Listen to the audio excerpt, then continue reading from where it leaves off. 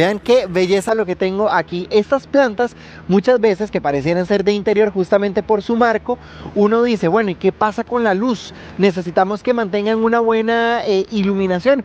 Bueno, justamente es lo que vamos a aprender a hacer hoy con estas bellezas. Gravin vino desde Occidente para contarnos justamente qué hay que hacer. ¿Cuáles son las variedades de plantas Gravin que a veces uno quisiera tener dentro de la casa, pero que necesitan de esa luz? Y es que hoy en día no todos tenemos acceso a patios, ¿verdad? Como lo teníamos antes. Entonces vamos a darles unos tips muy importantes para poder lidiar con la luz, cómo jugar con las ventanas y en último caso, cómo utilizar una luz de crecimiento como esta que podemos ver ahí en cámaras. Eso es lo que yo utilizo en mis cuartos de crecimiento para plantas madres, por ejemplo, porque me controla el ambiente, me controla el fotoperiodo, la temperatura y yo controlo el riego, entonces crecen muy contentas, no están expuestas a lluvias, no están expuestas a que estén cerca de una ventana que queme la hoja por un efecto lupa, ¿me entiendes?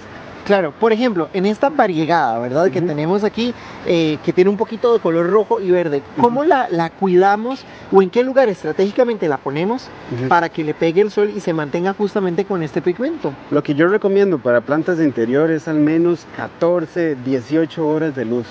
Pero tengamos cuidado con eso, chicos, porque tenemos que buscar siempre una ventana que tenga acceso a la luz de la mañana, no del mediodía. Y ojalá 1 o 2 de la tarde todavía es muy fuerte. Entonces vamos a tener mucho cuidado con eso. Un tip especial, Rafa. Para esta roja. Este tipo de variegación se pone más rosado con esta luz de crecimiento, que son LEDs especiales para el cultivo de las plantas, para que crezcan fuertes y para que puedan generar una temperatura adecuada. Que es muy roja también por la parte de atrás, si lo podemos observar. ¿Cuántas horas la tengo que poner bajo la lámpara para que tenga este pigmento, Gravin? Yo lo uso 14 horas al día, de hecho. Podemos ver acá una Omalomena Pink Diamond. Esta tiene unos rosados también preciosos, como este Silver Blush variegado, que es un Anthurium escarchado. Tiene unos tonos rosaditos también. Hay otras más delicadas. El género Alocasia es una planta que las mamás, las abuelitas las aman, son las caremulas, pero son bastante delicadas. Entonces este tipo de luz lo que nos ayuda es mantener la temperatura para que las raíces no se pudran. Claro. Y esta variegación se mantiene más rosadita inclusive. Gravin, por ejemplo, esta otra que tenemos aquí, ¿verdad? Que es un color mucho más blanco, entonces es mucho más fotosensible. Sí. ¿Cómo la cuidamos si uno quisiera ponerla, por ejemplo, no sé, uno se la lleva a la casa y dice, ay, voy a ponerla en la entrada de la casa, pero en la parte blanca al recibir sol se va a comportar diferente que en la parte verde? Sí. Entonces, ¿cómo la cuidamos? Hay un problema con eso, Rafa. El problema es que la aclimatación de una planta, la gente la subestima. Si yo pongo esta planta y le gustó en esa esquina, pero se me ocurrió que aquella ventana era mejor, la cambié, solo ese cambio ya estresó la planta y va a hacer que se quemen las puntitas y se pongan cafés. O sea, como a partir de aquí. Exacto, se ponen cafés, entonces yo lo que hago es cortar como para que no se produzcan hongos. Pero sí hay que dejar un lugar específico para cada planta y si les gustó, hábleles, cuénteles cositas, pero no las estemos cambiando porque nunca llegan a aclimatarse. Claro, por ejemplo, esta otra que está ya como como para ponerlo como un tipo cuadro, ¿verdad? ¿Cómo hacemos para que le pegue suficiente sol? Porque estamos hablando de que a esta le echamos agua cada 15 días. Sí. De hecho, le contaba a Rafa antes de cámaras, esto yo lo sumerjo en un recipiente con agua y dura casi 2 semanas sin necesidad de riego.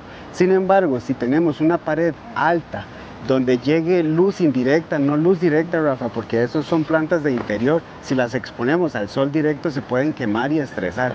Entonces ellas viven siempre como en el sotobosque, como abajo. De hecho esta es epífita y vive pegada a los árboles debajo del dosel, entonces no les pega mucha luz directa. Gravin, ¿cómo se hace con la nutrición? Porque por ejemplo en una maceta es más fácil, pero en plantas como estas que están así de guindar. En sprays, vieras que uno compra lo que son abonos líquidos y con un spray tanto foliar como para las raíces ellas se logran nutrir sin ningún problema, tanto como estas otras que son monsteras, philodendrons y anthuriums, que son los que manejamos nosotros, más que todos los variegados. Vea, da lástima, pero si hubiese que podarlas, ¿en qué caso se recomienda y cómo lo hacemos? Sí, esto yo lo hago en caso de propagar. Por ejemplo, vea qué linda que está esta con raíces y todo. Si yo quisiera sacar este top cutting, este corte del tope, podemos ver las raíces. Ajá, claro. Se van saliendo por la misma maceta. pero vea estas aéreas que ya están buscando sustrato. Entonces, Ajá. acá podemos hacer un corte y ya tenemos una plantita nueva. ¿Y cómo lo cortamos? O sea, ¿cuál es la forma correcta? Ujú. Vamos a hacer un corte. Suave para que, voy a correr Si esto quiere- para que la cámara pueda, Me la sostienes aquí, suave, Rafa. voy a correrla de este lado. El ¿Cómo corte- se hace el corte? El corte necesita ser transversal para que el agua no se asiente y no pudra el corte. Entonces, Esto es para reproducir esta hojita, ¿verdad? Exacto, entonces nosotros cortamos aquí, ¿Por qué en transversal siempre? porque si lo hacemos recto puede que el agua se asiente aquí y se pudra el corte. Lo importante de los philodendrons es que cada nudo tiene una hoja, una raíz y un punto de crecimiento. Entonces justamente acá va a salir el próximo hijito. Entonces, Graving, usted lo identificó porque estas raíces salieron. O sea, Ya- esto es lo que está haciendo es buscar sustrato. Exactamente, ya con raíces podemos cortar. El problema de cortar sin raíces es que ponemos en riesgo el corte para que se pudra, porque necesitamos que ella se alimente y el mecanismo para alimentarse son las raíces. Pero, ok, esta plantita porque tiene eso, pero las que no tienen eso, Graving, ¿cómo lo identifico? Por ejemplo, en una mostera. Si en una monstera, Rafa, por ejemplo, si quisiéramos cortar esta, Ajá, yo lo que hago son diferentes técnicas, ¿verdad? ok. Si yo quisiera cortar acá sin raíz, yo lo que hago es meter este corte en agua. Dura más enraizando, puede podrirse, pero así podría. Yo trato de no arriesgarme con las plantas porque uno se encariña con ellas. Entonces lo que yo busco es cortar al menos con una raíz y así buscar el medio para poder establecerla, ya sea agua, sustrato o musgo, que es excelente también. Hay mucha gente que utiliza cáscaras de plátano, de banano, ¿verdad? Para poderlas limpiar, las hojas. ¿Cómo las deberíamos de limpiar? ¿Cuál sería su recomendación para que se vean así brillantes como aquellas verdes? Si vieras que a mí no me gusta mucho ese tipo de técnicas, yo voy siempre como a lo natural, a lo que ellas tienen en el bosque, para no estar inventando cosas que podría más bien perjudicar las plantas. Recordemos que las plantas respiran y se alimentan por las hojas, entonces no hay que tratar con muchos productos que podrían perjudicar Claro. más bien.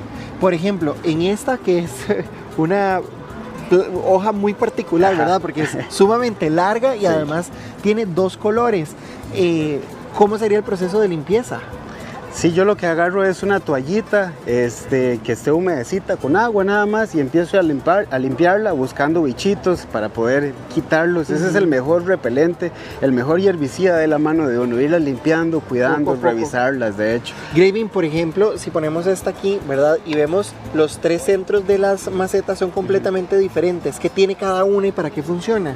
Te refieres al sustrato, ¿verdad? Ajá. Entonces vemos que aquí este sustrato tiene musgo con piedra pómez. Esto yo lo uso para enraizar un esqueje. Por ejemplo, este medio es perfecto para establecer este corte.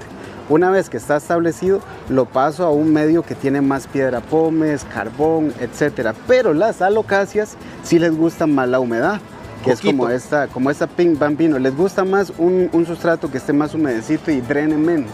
Graving, cuando uno tiene plantas de hoja verde y les falta un poquito de agua, se va poniendo como amarilla la planta.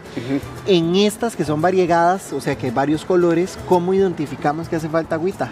Eso casi siempre una planta deshidratada se ve porque usted toca los peciolos y se sienten suaves. ¿Los qué? Los peciolos, por ¿Qué es? ejemplo, esto es un peciolo. Si me enfocan Como acá. el tallo. Ajá, digamos que el tallo de la planta está aquí abajo, ¿verdad? Entonces la ramita. La ramita es como lo que sostiene la hoja, sería el peciolo. Cuando el peciolo está suavecito y la hoja está caída, la planta nos habla, Rafa. No solamente nosotros le hablamos a las plantas nos hablan, nos dicen si tienen mucha luz, por ejemplo. Si tiene mucha luz, la hojita se hace así. Claro. Si tienen poca luz, se hace así para buscar más luz. Si están deshidratadas, podemos sentir que están suavecitas.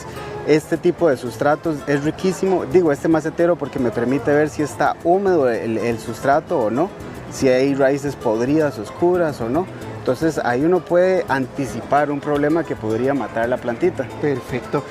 Graving nos acompaña desde Grecia. Muchísimas gracias por Gracias, esta chicos. excelente clase, muy amable. Mucho gusto. Maricris Rodríguez Rojas.